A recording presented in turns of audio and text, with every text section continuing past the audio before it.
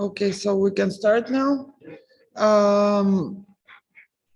Without any further ado, I won't take any time to present Spasimir. You have the program, you have the app where you can check his bio and the abstract of his talk. I can just say that he's one of the most prominent experts from Central Europe on issues of this type, let's say, in a more general sense of the word, not to narrow down the discussion. I will leave the floor to Spasimir now, and I will once again encourage all those registered to join the Zoom so that they can interactively participate instead of passively observing online. Okay, so the floor is yours, Spasimir. Dear Katya, thank you. Do you hear me well? Yes, perfect. Yeah. Okay. Dear Katya, dear colleagues and dear participants, thank you so much for having me. And I'm terribly sorry that I was unable to make it personally to Skopje today. Up until the last moment, I was hoping that we will be together not only to meet, but also to share thoughts and discuss. But unfortunately, this COVID reality, turned out to be undefeatable. So in that respect, my today's intervention is going to touch upon the question of the unresolved lessons from the Polish-German reconciliation. And the purpose of this presentation is not so much to go through a historical overview of how the things between Poland and Germany developed, but to try to highlight the most important elements which in my opinion, determine the nature of these relations and their implications, which can be very helpful, I believe, in the context of the other reconciliation efforts that we observe today. So, as we know, there is a general argument that probably among the most successful elements or examples of reconciliation within Europe is given or presented actually the Polish-German reconciliation. Some scholars compare the level, the quality, and the importance of this reconciliation to the Élysée Treaty between France and the Federal Republic of Germany of 1963. And quite importantly, we are also 30 years beyond the signing of the Polish-German Treaty of Good Neighborhood and Friendly Cooperation, which also allows us to look back and see how it influenced the nature of the bilateral relations and to what extent it is still considered to be, I would say, a beacon for these mutual relations. Interestingly, today we can see actually two different perceptions, two different narratives that have appeared around the nature of this treaty. And whereas the enthusiasts of Polish-German reconciliation up until today emphasize its importance as a pillar not only of bilateral cooperation, but also of European security, to the extent that some of them consider it like Professor Jan Bartsch, who participated actively in the preparation of the signing process of this treaty, that this document is resistant to political turmoil and the temptation to use old tensions for short-term political benefits. However, on the other side, as it appears, the nature of Polish-German relations still offers a potential, a source of a cheap political capital that can be easily mobilized when necessary. There is a number of unresolved issues that remain to be discussed, and when thinking about these two different arguments, to which I'm going to return in the concluding part of my speech, I would like to highlight, first of all, several macro trends that I think are important. First and foremost, it is the question of time. The question of reconciliation between Poland and Germany, quite paradoxically, doesn't start with the Treaty of Good Neighborhood and Friendly Cooperation. Instead, it starts with the question of a certain, I would say, internal opposition during the communist regime, the search for an alternative that would highlight the importance of the Polish-German relations as a different reality that can exist in comparison to the Soviet domination. In that respect, there is a need for kind of political processes on both sides so that the question of reconciliation emerges. And as we acknowledge it in our history of reconciliation, the turning point was actually the letter of the Polish bishops to the German bishops in 1965. At a time when, the process of political changes in the Federal Republic of Germany has started, but it will take another couple of years to reach the conclusion that there is a need for a change in the Western German policy towards the Soviet satellite states, and in particular the rejection of the Haustein Doctrine, which assumed that countries that recognize East Germany will be there will be no diplomatic relations held with these countries.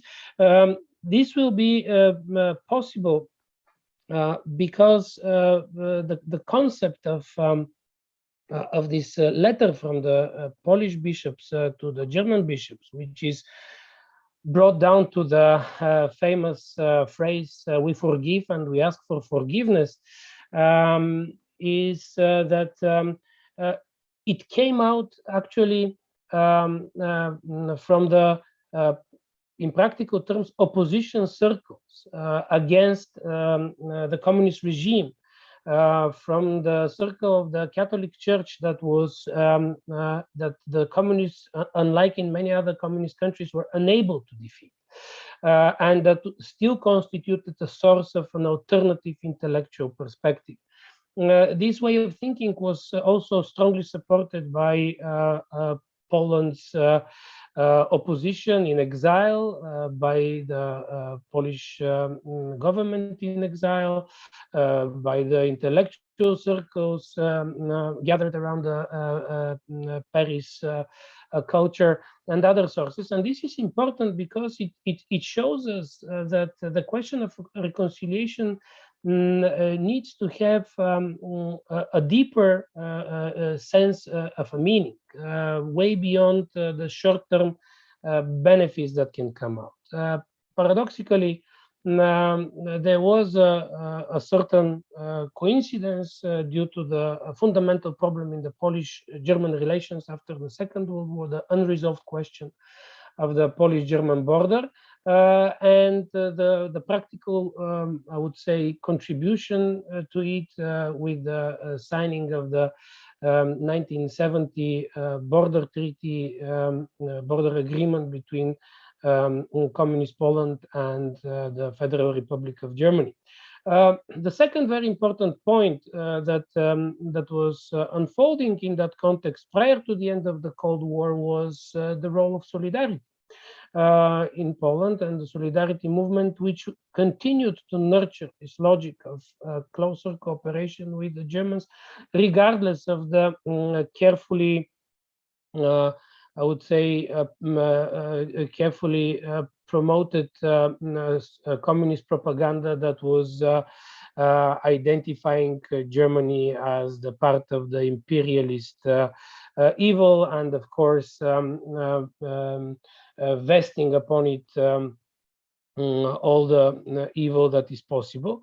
Also, the practical dimension of interpersonal relations started to change this narrative. The ability to travel, especially for people who could prove German origin, to West Germany, and the huge gap in the quality of life between Germany and Poland were kind of draining from inside this communist propaganda. These processes were important, but they also contributed to this Polish-German reconciliation by the creation of symbols. Way beyond the end of the Cold War, we already were equipped with two very important symbols of reconciliation. The first one was the letter of the Polish bishops to the German ones, and the second one was the Willy Brandt visit to Warsaw and his kneeling in front of the monument of the Jewish ghetto appraisal, a picture that up until today is not only vivid, but at the same place there is a monument commemorating itself this gesture, which I think is quite telling about the importance of this step. The end of the Cold War was a unique moment for these mutual relations, but what I would like to highlight is the natural overlapping of interests that facilitated the question of reconciliation. First of all, for the Polish anti-communist opposition, the main goal was the famous argument about the return to the West, the question related to abandoning the sphere of influence of the Soviet Union.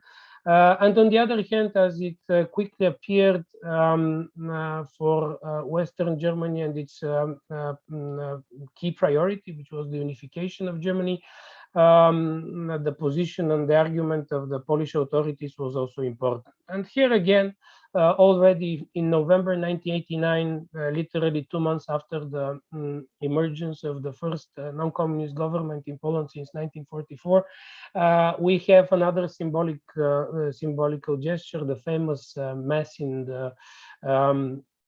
the tiny village of Krzyżowa, where the Polish Prime Minister Tadeusz Mazowiecki and the Federal Chancellor Helmut Kohl met and passed to each other the gesture of unity. This element, although symbolical, up until today is considered to be another, I would say, keystone when it comes to the sense of reconciliation. Of course, the things after this short period unfolded very quickly. The unification of Germany required a clear position from Poland. Poland's demand for the recognition of the western border of its western border with Germany was accepted, and that led to a, I would say, very dynamic evolution of the mutual relations. There are 3 treaties in practical terms within 2 years. The 2+4 treaty that ended the question of post Second World War division of Germany, the border treaty of 1990, and the Treaty of Amity from 1991 framed the background for a completely new nature of mutual relations. Now, what is important is that for both sides, actually, the same priorities matter. For Poland, the reconciliation with Germany was a way back to the West, a return to the West. For Germany, Poland turned out to be a very important player, not only in terms of that friendly relations extend the zone of security eastwards, but also because it turned out to be a very close economic partner, a country with which Germany decided to march in a similar direction when it comes to European integration. This is important to the extent that actually the same priorities removed a number of practical obstacles and created a narrative of a shared future. This shared future dominated, I would say, up until 2004 very strongly the mutual relations. What on the other hand is very important is to highlight the importance of investments when it comes to this question of reconciliation. And I don't mean only tangible financial investments, although it is worth mentioning that the amount of money invested within this reconciliation, especially in terms of attempts to remunerate the victims of the Second World War, forced labor, and consists of billions of euros. And in that respect, it is clear that this the question of narratives was very clear up until 2004. Who was the victim and who was the perpetrator of the evil during the Second World War was an unquestionable issue, and the two sides were able to find themselves within the argument of reconciliation. But it is also extremely important to understand that in the period between 1989 and 2004, an enormous investment was being made also in terms of creating institutional bonds that bring the two sides together, not only establishing universities like the one in Viadrina and Collegium Polonicum on the other side of the Polish-German border, but also, of course, opening chairs at universities, looking for questions related to the looking also for questions related to research institutions like the German Historical Institute in Warsaw, the Polish Historical Center in Berlin, but also encouraging enormous civil society cooperation. In his recent speech, the German ambassador to Poland highlighted that if there is any success over these 30 years, it is at least the fact that there were over 3 million youth meetings. And I think that says a lot about the enormous investment in terms of the way how we perceive the reality.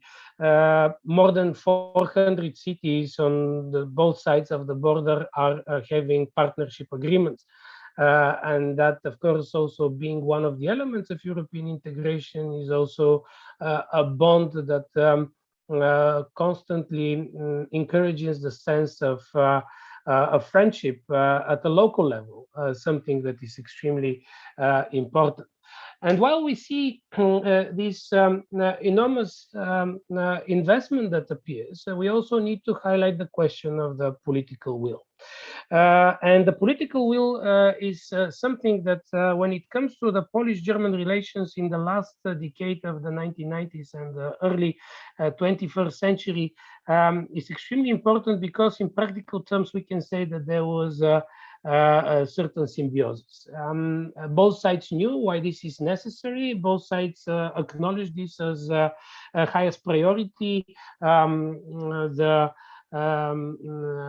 incorporation of Poland within the framework of the Weimar Triangle was aiming not only to talk about the past, but mainly to talk about the future and to make Poland one of the, I would say, participants in the decision-making engine of European integration. The question of the Weimar Triangle and its history is a separate issue, which I will skip here for the sake of following the logic of my presentation, but in itself it is a fascinating phenomenon, which today is, I think, underestimated due to a number of political reasons. But what is also very important for both sides, for Poland and for Germany, Poland's membership in the European Union and NATO was a clear priority, and the German assistance in that respect was something that was leaving no doubts at any single step. What appears to be important when it comes to this question of political will is that it also managed to push to the margins alternative visions of Poland's perspective in international relations after the Cold War. In other words, in practical terms, the Polish political discourse was, and in particular the argument concerning the return to the West, was leaving no room for questioning the sense of Polish-German reconciliation. And this sense, of course, will lead to the Polish membership in NATO and in the European Union. Now, this seemed to be the ultimate success of the question of reconciliation. And of course, a number of scholars highlight the very strong, not only political, but also economic relationship between Poland and Germany. What is important to highlight is that after 2004, we have a profound change in the nature of these mutual relations. And one can argue that it is also related to the question of, I would say, alternative visions of European integration that appears after 2004 and is evolving over the last 15 years. But this is not the only reason. Regardless of the pursuit of historical reconciliation, there is a number of open historical wounds that still remain to be resolved. One of the things that profoundly influenced in a negative way the reconciliation effort between Poland and Germany was I would say the German need to also commemorate its own victims of the Second World War. And while we can look at this phenomenon from the perspective of the internal German politics, and in particular the existence of these unions of expellees and the demand for a certain commemoration of the suffering, then in Poland the concern was that these efforts can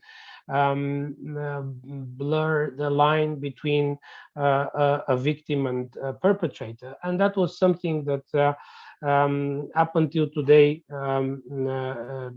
shed some, I would say, negative light on these relations. On the other hand, what seemed to be important was the question of certain provisions related to the Treaty of Amity, where the two sides recognized the need for the recognition of minority rights of the relevant minorities, and up until today we have the Polish claim that also the substantial Polish minority in Germany deserves to be recognized as a minority and cherish the same rights as the German minority in Poland, especially that that prior to the Second World War, the Polish minority in Germany was recognized, and it was delegalized, destroyed by Hermann Göring's decision of 1940. So this is another issue that appears. Of course, we can look also at questions of, I would say, continuous mistrust, and in a sense, Spasimir, you yes? froze for a moment. You are still freezing. There is something wrong with the connection. Could you do something about it? Do you see me and do you hear me now? Katya, do you hear me? I mean, not the connection here. Your connection is weak. Do you hear me?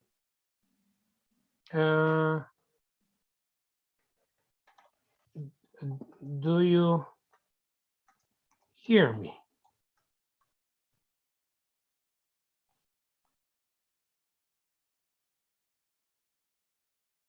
Okay, do you hear me now? Yes. Okay.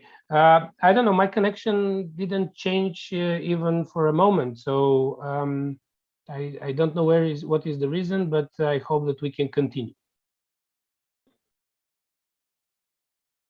We can hear you now. Yes. Okay. So the argument about the re-emerging question of, I would say, certain suspiciousness in the mutual relations also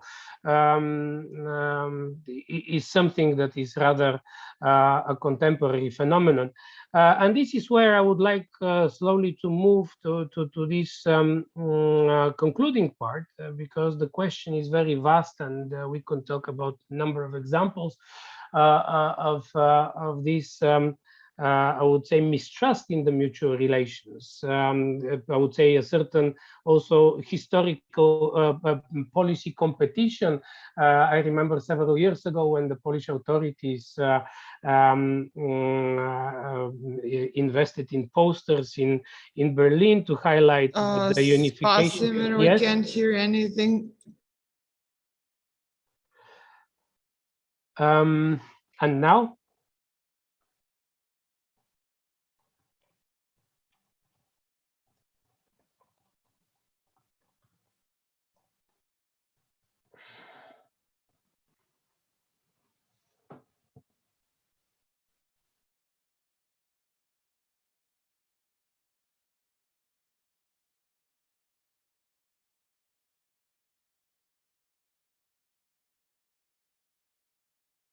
Okay, do you hear me now? Yeah.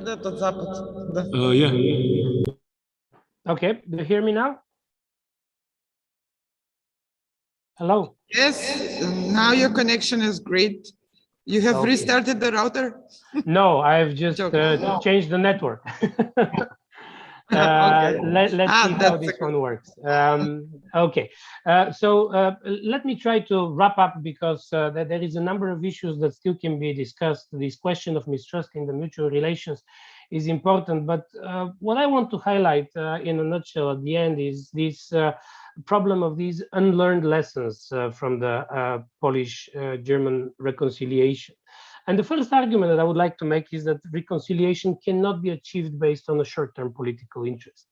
As we see from the Polish experience, it is a lengthy and tedious process driven by the sense of righteousness and reciprocity. If the political elites at national level and the civil society in general does not recognize the need for that, all the efforts will remain shallow. Secondly, the reconciliation is not possible without the emergence of a wide consensus at national level. that constitute a plethora of geopolitical, economical, historical, social, and international considerations. So we cannot try to selectively argue that reconciliation is possible without adjusting the reality in which we are, reality which we want to have to these demands. Secondly, or thirdly, actually, regardless of the investments made in the reconciliation efforts and the determination of the two societies, the old narratives remain as sticking bombs. The temptation to extract short-term political benefits from using this anti-German narrative is extremely attractive. What we see today in Poland is actually the emergence of, I would say, an alternative narrative very much in line with what Professor Duzinas said, the growth of this postmodern nationalism, where the arguments about the exploitation of Poland within the process of European integration are supposed to open our eyes and look for, I think, in a sense, potential alternative option. The worst part is that, and what I'm really afraid is that also all these reconciliation efforts can become a victim of these alternative visions of European integration that are being offered today by Warsaw and Berlin. On one hand, the vision of deepening integration towards a federalist unit is challenged by the Warsaw's promotion of the argument about the Europe of nations. What really worries me is that this element of interstate relations can be sacrificed within this political conflict. What is ultimately worth acknowledging is the fact that actually it is economy, not politics, that build the most durable bridges of reconciliation. Today, the paradox is that regardless of the political rhetoric of the Polish authorities and I would say the cautious responses on German side, economy continues to flourish, and as it appears, this year Poland became the first trade partner of Germany in the European Union, preceding France, which in itself is quite telling how these mutual relations unfolded. So if there is anything that I would like to highlight is that we should not treat the reconciliation efforts as purely political or only elite-led efforts, but they require a much larger shared awareness and involvement of civil society, determined to make a change for the good of both nations. Thank you very much, and now I would happily answer any questions and comments related to my presentation. Thanks, Spasimir. A great talk. Okay, does anybody from here want to say something? Ask Stefan. You seem like you want. How do we do it? And do you have the camera for there?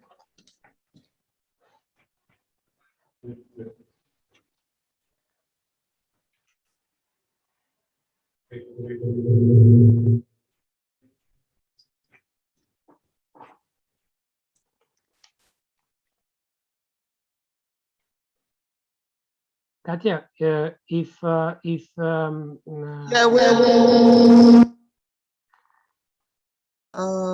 we're trying to establish contact from the audience with a different camera. There is no camera on. Okay. Now you can see the.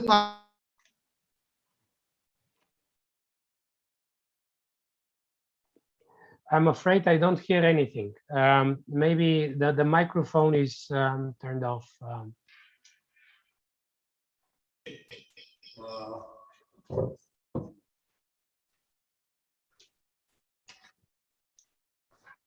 Can you hear me now?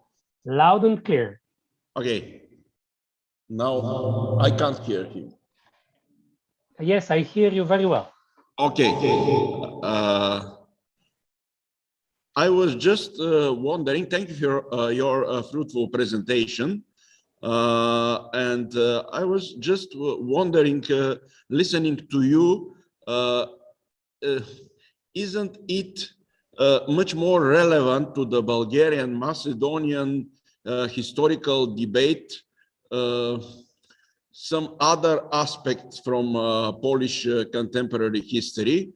I mean, the moment, as far as I know, somewhere about mid-1970s, when Polish intelligentsia stopped thinking about the eastern part of historical Poland.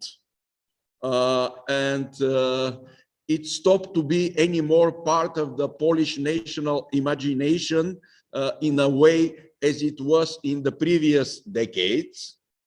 And I was just wondering whether it is not much more relevant to Bulgarian, Macedonian historical dispute. And can you share a little bit more about this aspect of Polish contemporary history? And thank you once more for the presentation.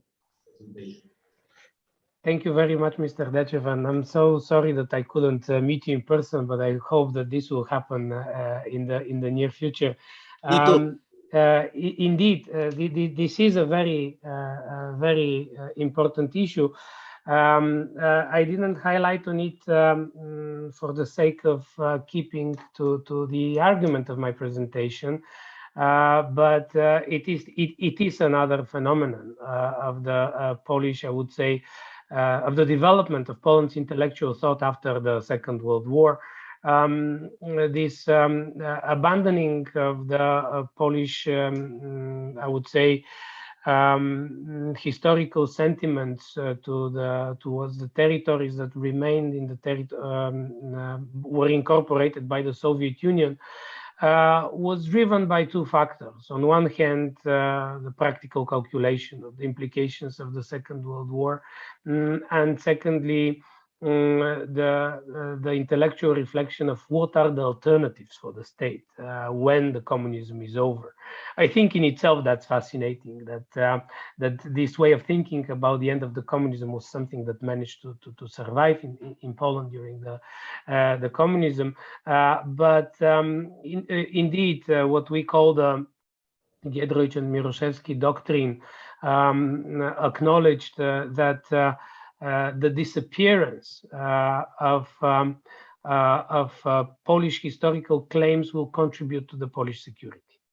That by removing, in a sense, those problems that quite profoundly influenced the Polish political life in the interwar period and didn't work well, the relations with Ukrainians, with Belarusians to a smaller extent, but still, and the difficult relations with Lithuania needed to be sacrificed for the sake of Poland's existence. And the logic that dominated this was that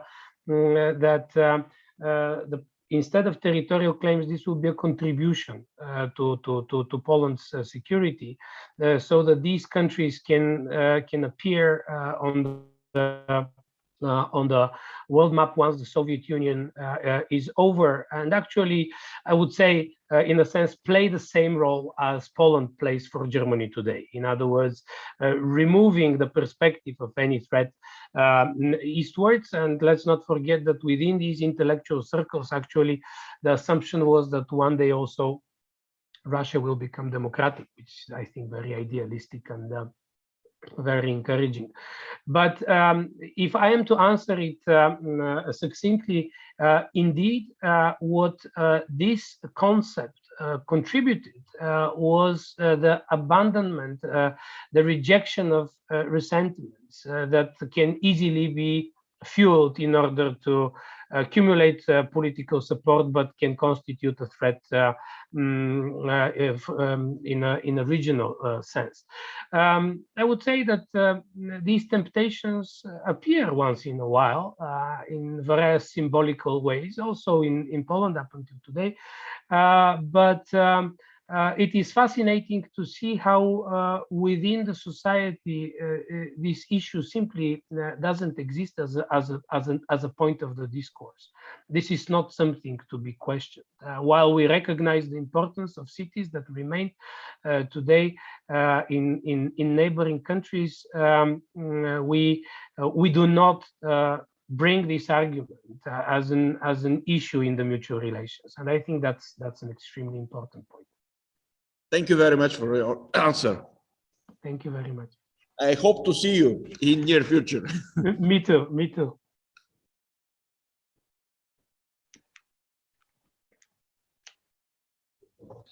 Okay, so you can hear me? Are there any further short questions, comments? We are about to wrap up and start a coffee break for half an hour. And then we will have Gabor Egri with his keynote address. But before we do so and break off, maybe there is time for one more question, is if anybody wants to build on this discussion about the Polish. Yes. I think it's best if you came here.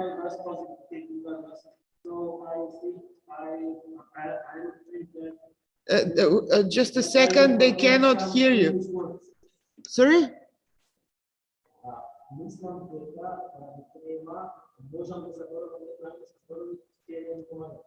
Говорете, само не ве слушаат, ако сакате ја ќе го пренесам прашање. Yes, Katja, please. Викам тука да дојдете дека question. не ве слушаат, пошто нешто не е во ред со камерата. Само тоа. Okay, even though he speaks fluently English, for some reason he thinks that he doesn't. So he warned that he might need some help with the language, but I doubt that. Okay. Okay, can I? I'm afraid that from a positive, because I'm a little bit positive nervous, I'm afraid that I will forget some English words. So that was the comment. So thank you for your lecture. My name is Vasko Cvetkovski. I'm from Resen. I'm a classical philologist. And I want to first to say what have I learned from your lecture, and then in relation with this, I want to suggest an idea about which I think that will help in this Bulgarian-Macedonian issue. And at the end, I will ask you for the comment of this. So it was a kind of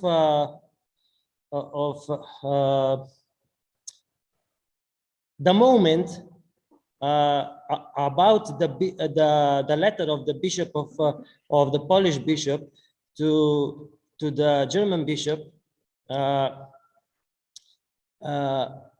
From this, I learned that in these kinds of in these kinds of processes of of conciliation,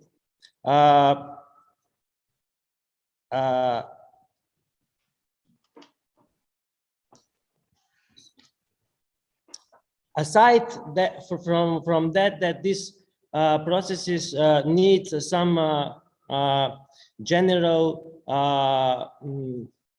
political agreement, yes, but in this kind of processes need some individual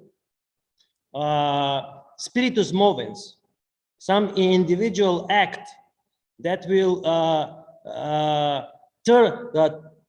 push the process towards a good direction. And I want to say that, that there was in the past, there was one similar moment in the Macedonian-Bulgarian relations. And it was the moment when the Holy Synod from Macedonian Church asked with an official letter, the Holy Synod of Bulgarian Church asked for motherhood and for recognition. And I think that if that moment was used, it would be a good spiritual moment for our two nations. Because imagine the Holy Bulgarian Synods recognize the Macedonian Church, and the bishops from the Bulgarian Church and Macedonian Church and the whole people, they will be in one moment, in one day, in the Archbishop Church in Ohrid, and they will celebrate together that moment of Orthodox unity. And I think that this moment was not used. I want to comment and to say why it was not used. This moment was not used because because of the big influence of the Russian Church in the Holy Synods of Bulgarian Church and in the Holy Synods in Macedonian Church too. So this moment was not used exactly because of this. But now I think that we have another similar chance, and we have another spiritus movens, another conciliator, I will say. And that conciliator is the Holy Patriarch in Constantinopolis. If the Holy Patriarch of Constantinopolis, the Ecumenical Patriarchate, make this, yes, the Holy Synod from Macedonian Church should ask. But now the Ecumenical Patriarchate has this chance to be a reconciliator, not just reconciliator between the Bulgarians and Macedonia, between the Bulgaria and the Macedonia, but reconciliator between all these forces in this part of the Balkans, between Albanians, Bulgarians, Macedonians, Greeks. Imagine the Ecumenical Patriarchate gives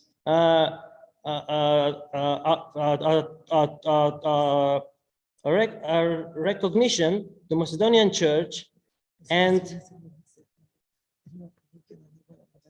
yes, and I will ask, gives and asks the bishops from Bulgaria, from Macedonia, from Greece and from Albania, for example, when it will be some big day to come in Ohrid and all together to celebrate this recognition, and that will be a moment not just for a good between Bulgarians and between Bulgaria and Macedonia. That will be the moment of unity and reconciliation of all these part of the Balkan Peninsula. So my question is, sorry, about what do you think about this? Thank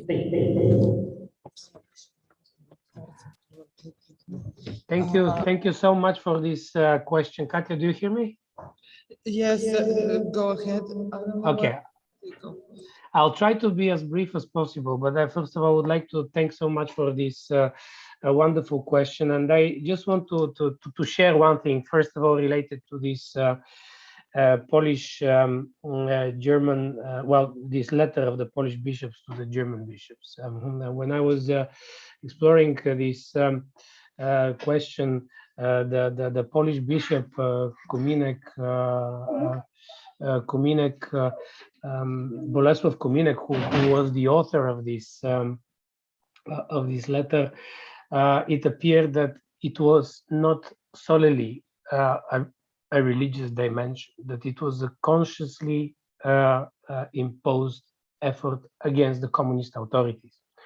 That this letter was not something that was simply, you know, I have this kind of a willingness to write something to my peers in Western Germany and let me do it, but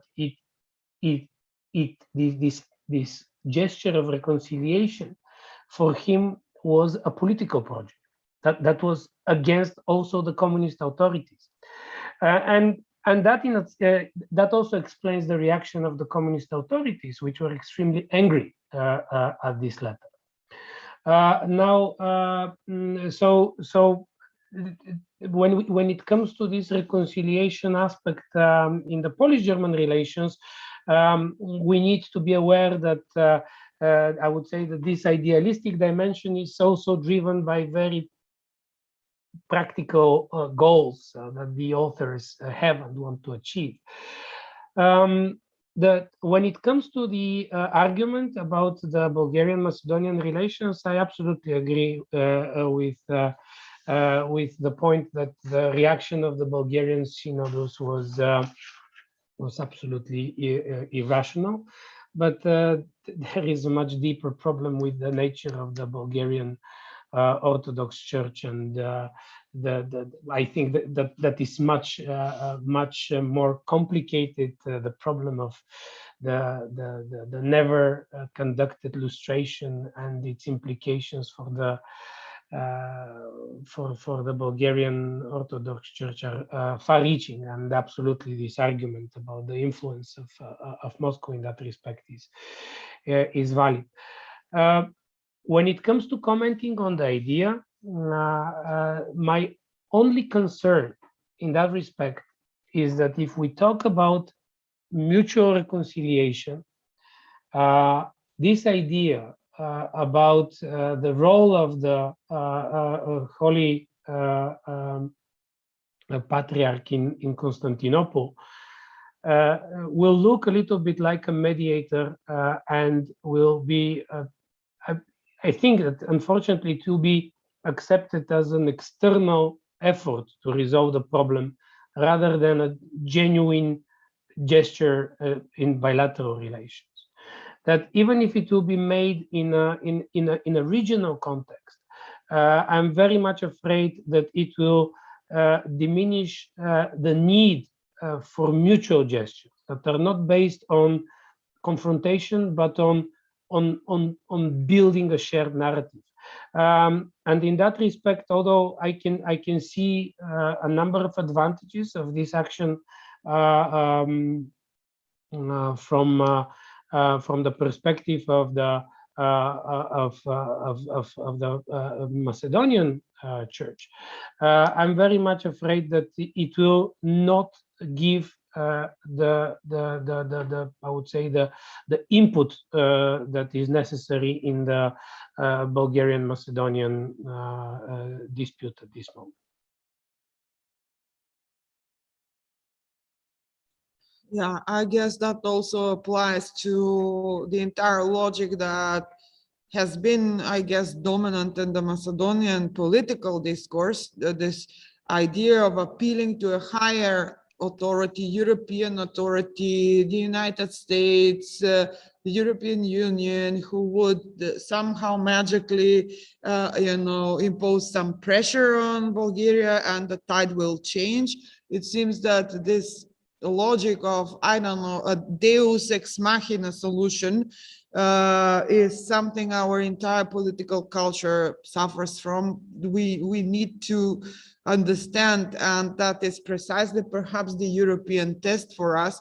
We need to understand that if we have a problem with a neighbor, we have to be adults enough to solve it ourselves. I think that this is what even our, most prominent politicians kind of meaning Macedonian seem to fail to understand. There is this fatalistic stance, like, the truth and the justice is on our side, and we're waiting for this enlightened European deus ex machina from Brussels to just impose justice, and we will be, served justice, and Washington will be solved. So I'm making the analogy with what you said about the church. It's the same logic, the two churches have to reach something. But what you're saying is kind of depressing, because it seems that there we are in an impasse, because you kind of implied that the Bulgarian Synod does not have the capacity to do so when you said they didn't undergo proper lustration. So I guess you implied that they do not have the capacity to detach from Moscow and listen to Constantinople. Yes, absolutely. And actually, there is simply a need for a search for alternative avenues of cooperation. And I mean, there is a number of areas where these, I would say, grassroots symbolical gestures can be made. Beyond, I think, even the outreach of politicians that can search for making steps that can force politicians to rethink their positions. This is very much in light of this first question that I received from Mr. Dechev, that is so important, because it actually highlighted how the Poles managed to release themselves from the burden of being dependent on someone. Because if your I would say imagination of statehood is connected to territories that you do not control, the dreams that you would like to achieve that go beyond the interests of others, you are permanently a subject in the activities of others. One of the key Soviet element of control over Poland was the non-recognized nature of the Polish western border. That was what was keeping the Poles' independence to Soviets, of course, apart from the presence of Soviet army, etc., etc. But this unfinished discussion about the integrity of the Polish territories was something that was guaranteed only by Moscow. And actually, this rejection of the dreams for I don't know, the return to the Polish-Lithuanian Commonwealth, or control of vast lands from the Baltic to the Black Sea, released also the intellectuals from the demand to reconcile questions that were simply unreconcilable. And this is why the problem is that the reconciliation works when it touches the minds and hearts of the two sides, not when it is imposed from the top, because it will simply further drive a sense of victimhood in one way or another. Great response. Thanks a lot. I think we should wrap up because we're way behind our schedule. Or if there are some pressing questions, then the compromise would be the following. Those who want to continue talking with Spasimir can just talk, and the others can go get their coffee and snack in the lobby there. So are there any questions? Any more questions? Also from the panel in the Zoom room? I guess not. So we will see each other in 15 minutes, less than 15 minutes from now, with Gabor's keynote address. Finally, somebody live from here. Okay. Thank Thanks, you. Thank you very Vasilij. much. Thank you very much. Cheers. everyone.